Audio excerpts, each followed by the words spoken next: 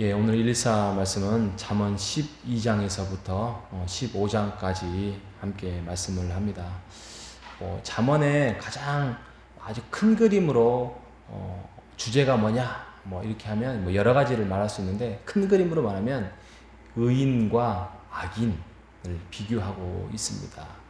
금방 읽었던 우리가 15장 25절부터 29절도 의인과 악인에 대해서도 말씀을 하고 있지만, 12장의 전반적인 내용도 의인과 악인에 대해서 말하고 있습니다.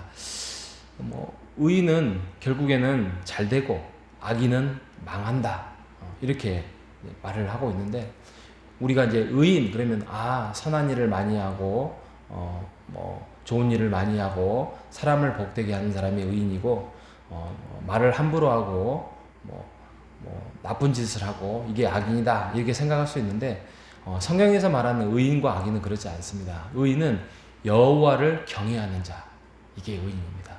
그리고 여호와의 뜻을 버리고 경외하지 않는 자, 이게 악인이 되는 거죠. 그래서 의인과 악인을 12장에 가면 진실한 말, 거짓말, 이렇게 대조를 하고 있고요. 또 부지런한 사람, 게으른 사람, 또 지혜로운 자, 미련한 자, 이렇게 비교를 하고 있습니다. 그러니까 하나님을 경외하는 자는 의인인데, 의인은 그 다음에 열매들이 나타나는 거죠. 지금의 당장의 열매들이 없을지라도 하나님을 경외하고 하나님을 따르는 사람은 하나님을 닮아가려고 하고 예수님을 닮아가고자 하는 열매들이 맺혀지게 돼 있는 게, 그게 진실한 말을 한다든지, 또 부지런한 삶을 산다든지, 또 지혜로운 삶을 살아간다라는 말씀을 하고 있습니다. 그리고 13장은 부와 가난에 대해서 말씀하고 있고, 14장은 마음에 대해서, 마음의 이치에 대해서 말씀하고 있습니다. 그래서 그 마음이라는 게 참 이렇게 신묘막측하죠.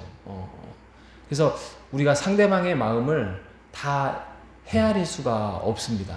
단지 우리가 한다고 하면 그 마음을 알아줘야 되는 거예요. 상대방의 마음을 알아주는 것이, 그게 하나님의 자녀고 또 의인의 그 삶이라는 것입니다. 그래서 상대방, 여러분도 한번 경험을 해보셨을지 모르겠는데, 제가 어려움에 처하고 또 그런 거에 대해서 막 낙담하고 있을 때, 누군가가 예를 들면 교구 모임 때 이야기를 했는데, 그것을 아니야, 그거는 잘못됐어, 이렇게 말하는 사람과 그 마음을, 아이고 힘들었구나, 네가 그랬구나, 아이고 이번 주에 너무 힘들었구나, 이렇게 마음을 헤아려 줄 때 그 상대방은 마음이 위로가 돼요. 그리고 스스로 그 마음의 방향을 잡게 되고, 근데 그 상대방의 마음을 우리가 다 알 수 없다라고 말을 하고 있습니다. 그게 14장 10절의 말씀이에요. 마음의 고통은 자기가 알고 마음의 즐거움은 타인이 참가하지 못한다. 그러니까 내 마음이 즐거운 거에 대해서 상대방이 100% 다 이해를 못하는 거죠. 그렇기 때문에 상대방의 마음을 우리가 다 안다고 단정 짓지 말고, 이건 악인이에요. 이건 악인이에요. 판단하지 말고. 근데 그 마음을 측정하고 헤아리고 모든 것들을 아는 분이 계셔요. 그게 바로 하나님이시다. 그게 15장 11절에 보면, 스올과 아바돈도 여호와의 앞에 드러나거든 하물며 사람의 마음이리요. 그러니까 하나님께서 사람의 마음을 다 아신다는 거예요. 그래서 우리가 마음이 힘들고 또 마음이 괴롭고 그런 거는 하나님 앞에 다 아뢰야 돼요. 하나님께 아뢰야만 그 문제를 해결할 수 있고, 그 다음에 앞을 해결해 나갈 수 있는 거예요. 왜? 우리가 말하지 않더라도 하나님이 그 마음을 다 아셔요. 왜냐하면 우리를 만드셨을 분이 하나님이시기 때문이지요. 그래서 우리가 하나님과의 그 관계 안에서 정말 잘 세워나가는 이번 한 주가 되시기를 바랍니다. 그리고 재밌는 말씀이 하나가 있는데 14장 11절에 한번 보십시오. 14장 11절에 보면 이렇게 되어 있습니다. 악한 자의 집은 망하겠고 정직한 자의 장막은 흥하리라, 이렇게 되어 있습니다. 악한 자가 아까 말한 것처럼 하나님을 경외하지 않는 자고요. 또 정직한 자는 의인인데 그 의인은 흥한다라고 이야기했는데 여기서 보면 대조가 어떻게 되냐면 악한 자 정직한 자의 대조도 있지만 악한 자는 뭐죠? 집이에요, 집. 근데 정직한 자는 장막이에요. 근데 여기서 장막은 뭐죠? 텐트. 그러니까 집과 장막이 비교가 되는 거예요. 그러니까 집은 이 텐트보다 좋을 거 아니에요. 뭔가 시멘트로 돼 있고 뭔가 좀 이렇게 화려함이 있는 그런 집인데 정직한 자는 장막, 텐트 같은 곳에서 삽니다. 그런데 결국에는 악한 자는 그 집이 망한답니다. 아무리 화려하고 아무리 부유하고 아무리 명성이 있는다 할지라도 악한 자, 하나님을 경외하지 않는 자는 그 집은 하나님께서 헐고 망하게 할 것이고 정직한 자는 장막이라 할지라도 그 집이 초라하고 그 집이 가난하고 없어 보이고 하지만 결국에는 흥한다라고 말씀하고 있습니다.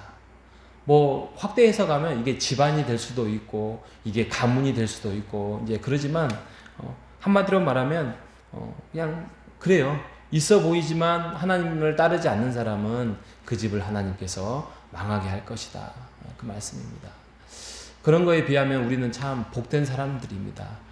우리가 하나님을 알고 또 우리가 100% 하나님을 뜻을 헤아리면서 순종하면서 갈 수는 없지만 우리가 또 잘못된 거에 대해서 죄를 뉘우치고 상한 심령으로 나아갈 수 있는 우리에게 그런 양심이 있고 말씀이 우리에게 있다는 것은 얼마나 복된 일인지 모르겠습니다. 우리가 예수님이 오시는 그날까지 또 우리가 죽는 그날까지 하나님 앞에 온전한 사람으로 살 수는 없습니다. 우리는 날마다 성화된 삶을 살아갈 수 있습니다. 우리가 작년보다는 좀 더 하나님 앞에서 좀 더 온전한 모습으로 성화된 모습으로 또 지난주보다는 말씀 속에서 다시 한번 우리가 이번 주 쭉 잠언을 살펴보면서 우리가 어떻게 하나님을 경외할 수 있을까, 그러면서 우리가 하나님 앞에 열매 있는 그래서 성화된 삶을 살아가는 우리 복된 교우들이 되시기를 주님의 이름으로 축복합니다. 하나님 아버지 감사합니다. 우리 전지전능한 하나님을 우리가 의지하고 살아갑니다. 우리의 마음까지도 헤아리며 우리를 선한 길로 인도하시는 하나님, 비록 우리가 정직한 자의 장막에 거할지라도 결국에는 흥하리라 라는 하나님의 말씀 속에서 오늘 그 말씀을 의지하며 이번 한 주도 잘 살아갈 수 있도록 인도하여 주시옵소서.